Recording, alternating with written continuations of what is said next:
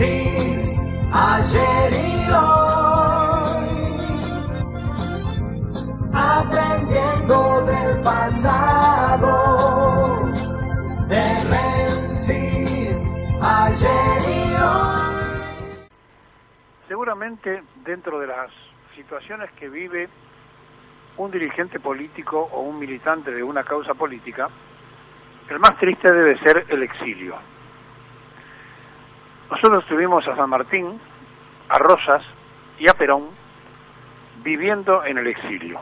El único que regresó vivo del exilio fue Perón, y en esa trilogía que representa el pensamiento nacional y la síntesis de la soberanía, tenemos un ejemplo concreto de que históricamente hubo exilio forzoso mayoritariamente de aquellos que defendieron la cuestión nacional. Pero ahora, cuando estamos a 20 años del siglo XXI, es decir, ya ingresando en el primer cuarto de siglo, va a aparecer en la Argentina el exilio voluntario. Y esto es de tremenda gravedad, primero porque es una falta de respeto absoluto hacia la sociedad, segundo porque se hace desde la impunidad, y tercero porque saben los que se van al exilio voluntario que van a estar más lejos de los tribunales y que corren menos peligro, al margen del repudio popular que por haber pasado por la función pública puede tener determinado personaje. Y a esta hora, mientras muchos especulan y hacen cuentas cómo va a terminar la elección del 27 de octubre, hay muchos que son funcionarios del gobierno que están preparando su exilio voluntario. Y cuando uno sabe que el principal empleado público, que es el presidente, ya tiene decidido irse a vivir al exterior, cuando uno sabe que de allí para abajo hay varios que se van a ir, siente la impotencia propia, pero también la tristeza de que cualquiera hace lo que le parece en la Argentina y no se pagan las consecuencias. Y esto es porque uno de los tres poderes no funciona, y es la justicia. Cuando no funciona la justicia, hay una democracia fraudulenta. Lo hemos dicho hasta el cansancio. En este estado de democracia fraudulenta tenemos lo que tenemos. Hay lo que hay. Aunque parezca una verdad de perogrullo, esto es lo que tenemos. Y la sociedad argentina acepta determinadas cosas como normales, pero no lo son. La sociedad política, por ejemplo, aceptó que un lugar que siempre es reservado para la oposición fuera ejercido por un oficialista. Me refiero a la Oficina Anticorrupción, que depende del Ministerio de Justicia y que tiene a Laura Alonso como responsable de ese lugar, cuando por lo general se pone al sector opositor para que controle al oficialismo. Laura Alonso, además de declararse en su momento que estaba enamorada de Mauricio Macri, tiene todo el derecho a enamorarse de quien quiera, no hizo ni movió una sola pieza a los efectos de investigar todos los ilícitos durante el gobierno de Mauricio Macri, cosa que es responsabilidad de la Oficina Anticorrupción. Y ayer, aburrido y cansado de los reclamos que jurídicamente están haciendo de distintos lugares, el juez federal Enrique Lavie Pico, que es el responsable de el juzgado contencioso administrativo número 6, intimó a la titular de la Oficina Anticorrupción para que en un término no mayor a 15 días le entregue los papeles que reiteradamente le vienen pidiendo desde la Procuración Nacional. Es decir, los procuradores han tenido en sus manos diversas causas de funcionarios actuales y Laura Alonso le ha negado sistemáticamente la información, y muchos apuestan a que ni siquiera inició ningún trámite para acusar a ninguno, del actual gobierno, porque ella es partícipe y es de este gobierno. Bueno, esto se le puede complicar muchísimo a Laura Alonso, que puede ser llevada luego a la justicia por mal desempeño de funciones de funcionario público, de haber desarrollado incorrectamente el cargo para la que fue elegida.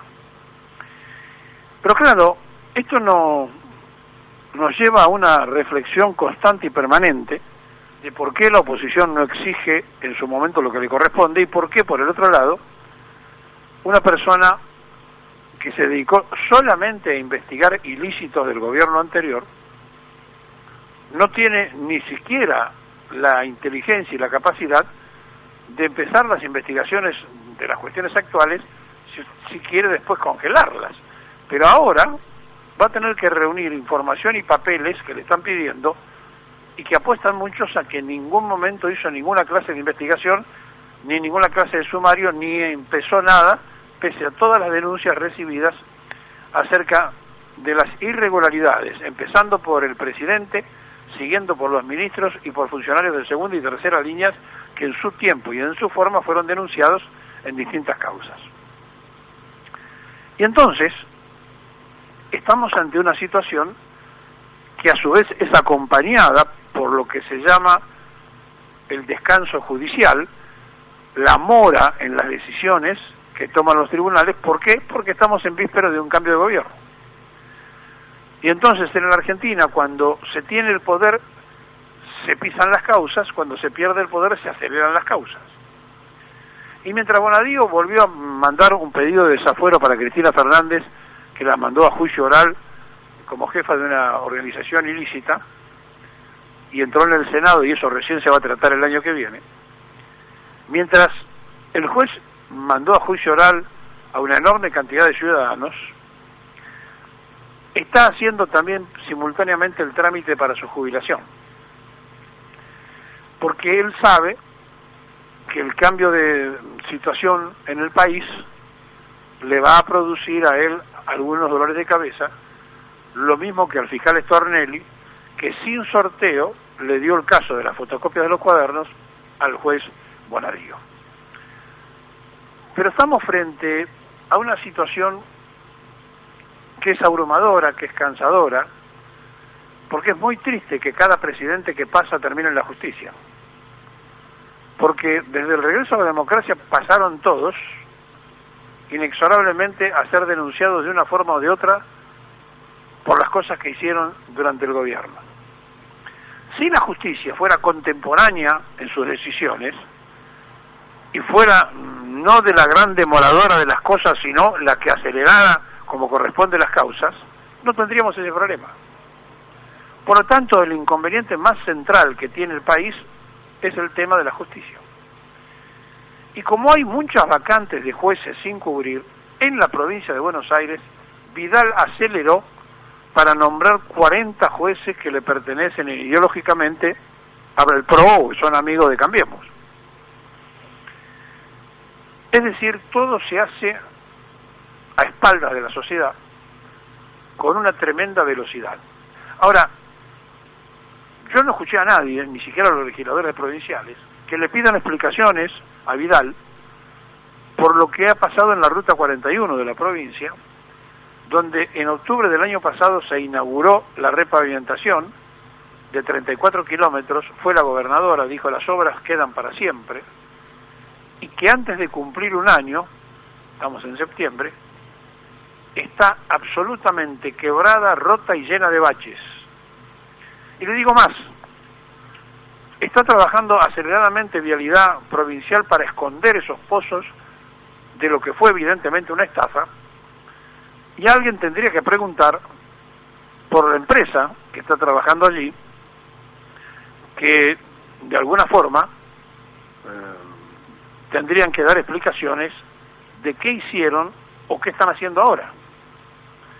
El EPART, Sociedad Anónima, junto con Vialidad Provincial, están tapando la obra que duraba para siempre y que no llegó a un año de la Ruta 41, sin que un solo legislador de la provincia, sin que la justicia provincial le diga nada a la gobernadora. Y de estos casos hay en todo el país, en todas las partes, se cuecen habas y en todos los lugares terminamos igual. Es decir, promesas de obra que se hacen mal, promesas de obra que no se hacen.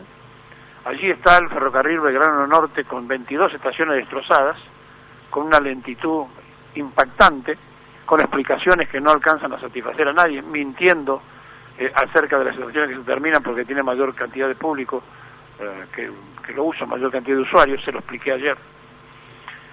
Y todo esto son irregularidades que la Oficina Anticorrupción las tiene que investigar, no las investiga. Se dedica a investigar el gobierno anterior. De forma tal que no es solamente un quiebre económico, laboral, social, lo que deja Mauricio Macri.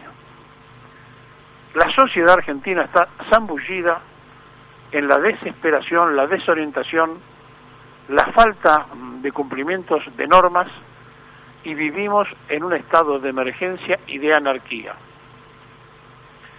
Por eso, no alcanza con ganar unas elecciones el 27 de octubre, no alcanza con hacer un gobierno de coalición o de salvación, sino que por sobre todas las cosas hay que profundizar varias situaciones que son muy difíciles de resolver si no se tiene, primero, la autoridad que da el sufragio con mayor cantidad de votos, segundo, el Parlamento, donde se tiene que tener mayoría para poderlo conseguir, y tercero, la voluntad en serio de resolver todas estas cosas que parece mentira que ya en el año 73 Perón tenía que marcar la reconstrucción del hombre argentino, el pacto social, y todo lo que pasó hasta ahora se reitera y se repite con los mismos yerros de tantos tiempos pasados, con dictaduras y con democracias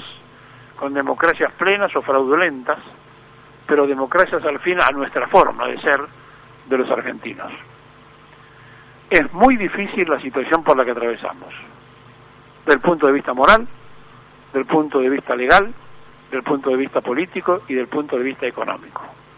Y si los argentinos no nos decidimos, nosotros todos, como sociedad, a dar el paso necesario e imprescindible y salimos a la casa de brujas todos los días, pensando que el otro argentino es mi enemigo, terminaremos en el proyecto universal que hace mucho tiempo vienen fagocitando desde el exterior para que nos terminemos peleando entre nosotros porque tenemos una riqueza apetecible por las potencias y total y absolutamente despreciada por nosotros mismos.